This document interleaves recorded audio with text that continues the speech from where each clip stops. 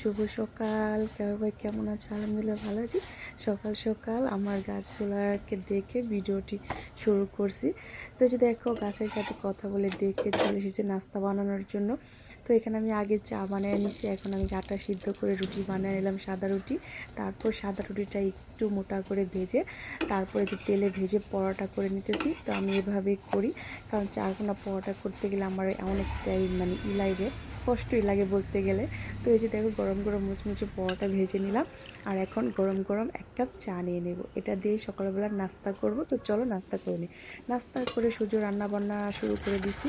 তো সেভাবে কিছু শেয়ার করতে পারিনি। তো এখানে যে মুরগির মাংস কষানো হচ্ছে, একদম আলু দিয়ে মুরগির মাংস, আর সাথে আজকে সাদা পোলাও হবে। একদম সিম্পল রান্না বান্না, মুরগির মাংস আর সাদা পোলাও।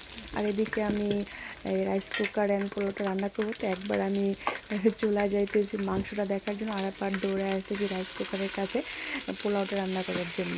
তো এইভাবে এখান থেকে ওখানে ছোটাছুটি করে রান্না বান্না করতেছি। তো আমি রাইস কুকারে পোলাওটা এভাবে রান্না করি। তো এই যে পেঁয়াজ, তারপরে গরম মশলা, একটু আদা ভেজে তারপর পোলার চালটা দিয়ে এটাকেও ভেজে নিলাম। তারপরে যে দেখো এদিকে কি করছি।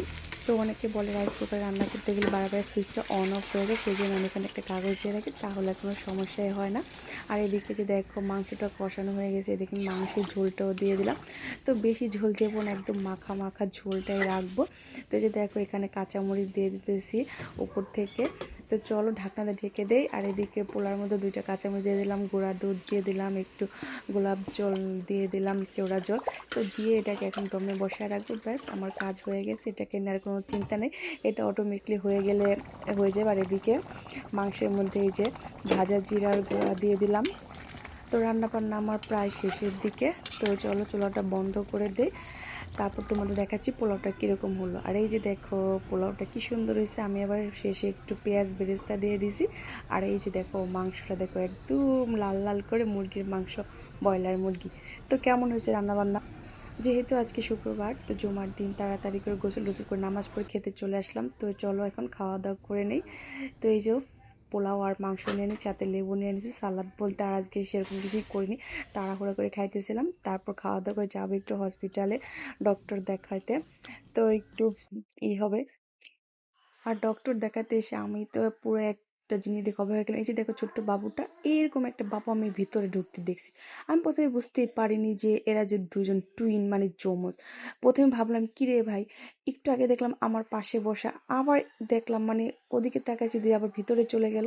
তারপর যখন একত্রিত হলো তখন বুঝতে পারলাম যে এরা টুইন বেবি।